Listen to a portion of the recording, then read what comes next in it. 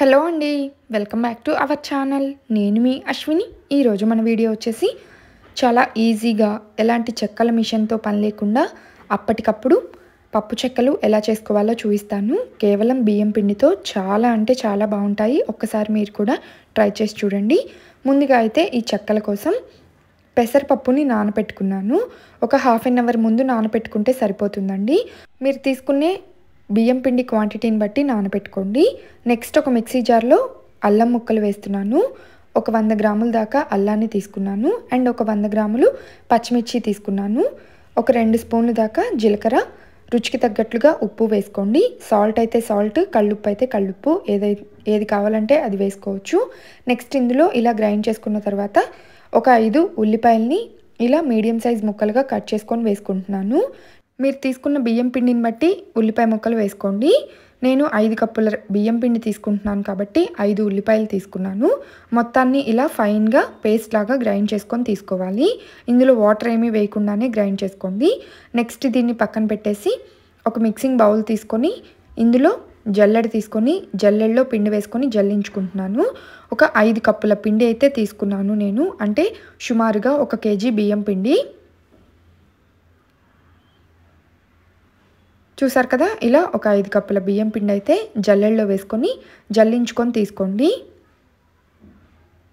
ఏదైనా బియ్యం గింజలు అలాంటివి ఏమైనా ఉంటే జల్లెడలోకి వచ్చేస్తాయి, చెక్కలు బాగా వస్తాయి జల్లించుకొని తీసుకోవటం వల్ల. చక్కగా ముందైతే ఇలా పిండిని జల్లించుకొని తీసుకున్నాను. నెక్స్ట్ ఇందులో నానబెట్టుకున్న పెసరపప్పు ఉన్నాయి కదా, ఆ పెసరపప్పుని వాటర్ తీసేసి ఇందులో వేసుకోవాలి. తర్వాత గ్రైండ్ చేసుకున్న పేస్ట్ని కూడా వేసుకోండి. ఉల్లిపాయ, పచ్చిమిర్చి, అల్లం పేస్ట్ని, ఇందులోనే కొంచెం కరివేపాకు, మీకు ఇష్టమైతే కొత్తిమీర కూడా వేసుకోవచ్చు. ఇలా వేసుకున్న తర్వాత ఇవన్నీ పిండిలో బాగా కలిసేంత వరకు కలుపుకోండి. నేనైతే బియ్యం పిండిని రేషన్ బియ్యంతో పట్టించుకున్నాను. మీరు కావాలంటే నార్మల్ రైస్తో అయినా పట్టించుకోవచ్చు, కానీ రేషన్ బియ్యంతో పట్టించిన బియ్యం పిండితో చేస్తే చెక్కలు చాలా బాగా వస్తాయి. ఇక ఇవన్నీ ఇందులో బాగా కలిసిన తర్వాత ఇందులో ఒక 3 స్పూన్లు దాకా నెయ్యి కూడా వేసుకొని నెయ్యి అంతా పిండికి బాగా పట్టేంత వరకు కలుపుకోండి. నెయ్యి లేదంటే మీ దగ్గర మేగడైనా వేసుకోవచ్చు. వెన్నపూస ఉంటుంది కదా, పెరుగు మీద వెన్నపూస తీస్తాము, మేగడ తీసి ఆ వెన్నపూసను వేసుకొని అయినా కలుపుకోవచ్చు. తర్వాత ఇందులో వేడి నీళ్లు వేసుకొని కలుపుకోండి. పిండిలో జిగురు బాగా రావాలంటే వేడి నీళ్లు వేసుకొని కలుపుకోవాలి. అలా వేడి నీళ్ళు వేసుకొని కలుపుకోవటం వల్ల చెక్కలు బాగా బోలుగా క్రిస్పీగా వస్తాయి. సరిపడినన్ని వేడి నీళ్ళు వేసుకుంటూ కొంచెం కొంచెంగా కలుపుకోండి. ముందుగా గరిటెతో కలుపుకొని తర్వాత మొత్తం పిండంతా బాగా కలుపుకోండి ముద్దలాగా. కొంచెం చల్లారుతుంది గరిటెతో కలుపుకున్న తర్వాత. ఇలా పిండంతా బాగా కలిసేంత వరకు కలుపుకొని గట్టి ముద్దలాగా తడుపుకోండి. పిండి బాగా గట్టిగా కలుపుకున్నారంటే చెక్కలు కూడా చాలా పర్ఫెక్ట్గా బోలుగా క్రిస్పీగా వస్తాయి. పిండి లూజ్ అయిందంటే చెక్కలు అంత పర్ఫెక్ట్గా రావు. ఇలా పిండిని గట్టిగా తడుపుకున్న తర్వాత చిన్న చిన్న ముద్దల్లాగా చేసుకోండి. మీరు చెక్కలు ఏ సైజులో చేసుకోవాలి అనుకుంటున్నారో ఆ సైజుకి తగ్గట్లుగా ఇలా ఉండల్ని ప్రిపేర్ చేసుకోండి. ఇలా చేసుకున్న ఉండలన్నింటినీ ఒక ప్లేట్లోకి తీసుకుంటున్నాను. ఇప్పుడు ఈ ఉండలతో మనం చెక్కల మిషన్తో పని లేకుండా చెక్కలు ఎలా చేసుకోవాలో చూద్దాము. ఒక పేపర్ తీసుకున్నాను, కవర్ పేపర్. దీని మీద కొంచెం ఆయిల్ వేసుకొని పేపర్ మొత్తానికి అప్లై చేసుకోవాలి. ఇంకొక పేపర్ కూడా ఇలాంటిదే తీసుకొని దానికి కూడా ఒక సైడ్ ఆయిల్ అప్లై చేసుకొని పెట్టుకోండి.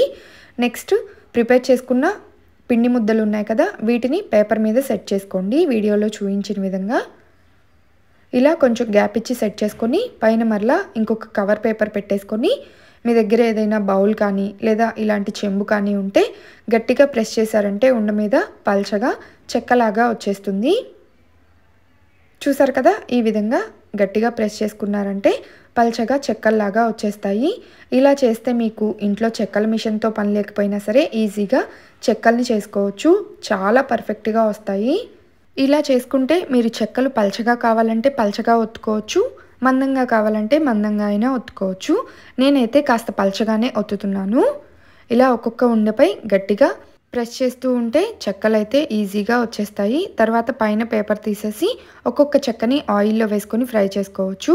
ఇలా మొత్తంగా కొన్ని చెక్కల్ని చేసుకొని ఒక తడి క్లాత్ మీద కానీ లేదా ఏదైనా పేపర్ మీద కానీ చేసుకొని పెట్టుకొని తర్వాత ఒకేసారి ఆయిల్లో వేసుకునైనా ఫ్రై చేసుకోవచ్చు. నేనైతే ముందుగా ఇలా ప్రిపేర్ చేసుకున్న ఈ చెక్కల్ని ఒక పేపర్ మీద పక్కన పెట్టుకుంటున్నాను. చూసారు కదా, చాలా ఈజీగా ఊడి వచ్చేస్తున్నాయి. కవర్ నుంచి కూడా ఆయిల్ అప్లై చేసుకుంటే చాలా చక్కగా చెక్కలు కవర్ నుంచి ఊడి వస్తాయి, పల్చగా కూడా వస్తాయి. ఇదే పద్ధతిలో మీరు కలుపుకున్న పిండితో చిన్న చిన్న ముద్దల్లాగా చేసుకొని చెక్కల్ని ఒత్తుకొని ఈ చెక్కల్ని ఆయిల్లో వేసుకొని ఫ్రై చేసుకుంటే చాలా చక్కగా అచ్చంగా మనకి బయట స్వీట్ షాప్లో దొరికే చెక్కలు ఇంట్లోనే చేసుకోవచ్చు. చాలా బాగుంటాయి. ఈసారి పండగ టైంలో ఇలా ట్రై చేసి చూడండి. ఇలా ఉల్లిపాయ కూడా వేస్ట్ చేశారంటే టేస్ట్ ఇంకా బాగుంటాయి. పిల్లలు కూడా ఇష్టంగా తింటారు. ఇక రెడీ చేసుకున్న చెక్కల్ని బాగా వేడిగా ఉన్న ఆయిల్లో వేసుకొని ఒకవైపు ఫ్రై అయిపోయిన తర్వాత రెండో వైపుకి టర్న్ చేసుకుంటూ మొత్తాన్ని ఫ్రై చేసుకోవాలి. చూసారు కదా, ఈ విధంగా మధ్య మధ్యలో కలుపుతూ చెక్కలన్నీ బాగా ఫ్రై అయ్యేంతవరకు ఫ్రై చేసుకొని ఆయిల్లోంచి తీసి ఒక ప్లేట్లోకి తీసుకోండి. ఈ నురుగు మనకి చల్లారి సౌండ్ ఏమీ రాదు ఆయిల్లో ఉన్నప్పుడు చెక్కలు. అలాంటప్పుడు చెక్కలు మనకి ఫ్రై అయిపోయినట్లే. ఇక ఆయిల్లోంచి తీసేయచ్చు. ఇదే పద్ధతిలో మిగిలిన పిండితో కూడా కావాల్సినన్ని చెక్కలను అయితే చేసుకొని ఆయిల్లో వేసుకోవచ్చు. ఇలా 1 బై 1 వాయిల్ కొద్దీ చెక్కల్ని ఫ్రై చేసుకొని ఒక బౌల్లోకి లేదా ఒక టిఫిన్లోకి తీసుకొని పూర్తిగా చల్లారిన తర్వాత మూత పెట్టి స్టోర్ చేసుకున్నారంటే 10 రోజులైనా సరే చాలా బాగుంటాయి. చాలా క్రిస్పీగా, బోలుగా, చాలా టేస్టీగా ఉంటాయి. ఒక్కసారి మీరు కూడా ఇలా చెక్కల్లో ఉల్లిపాయ వేసి ఈ పద్ధతిలో చేసి చూడండి. చాలా ఈజీగా ఉంటుంది ప్రాసెస్. చాలా త్వరగా కూడా అయిపోతాయి ప్రిపరేషన్. మా పిల్లలైతే చాలా ఇష్టంగా తిన్నారండి. పప్పు, అన్నం, సాంబార్, రసం లాంటి వాటిల్లో సైడ్ డిష్గా నంచుకోవడానికి అద్భుతంగా ఉంటాయి. స్నాక్ టైంలో పిల్లలకు రోజు ఏదో ఒకటి చేసి పెట్టే పని లేకుండా ఒక్కసారే ఇలా చేసి పెట్టుకున్నారంటే ఒక 10 డేస్ పాటు ఇబ్బంది ఉండదు. పిల్లలకి స్నాక్స్ బాక్స్లో కూడా పెట్టివ్వచ్చు. తప్పకుండా మీరు కూడా ఒక్కసారి ట్రై చేయండి. అండ్ ఈ చెక్కలు చూడండి ఎంత క్రిస్పీగా ఉన్నాయో. చాలా చాలా టేస్టీగా కూడా ఉన్నాయి. ఈ చెక్కలు మీకు నచ్చితే లైక్ చేసి షేర్ చేయండి. Thank you for watch it friends. Bye bye.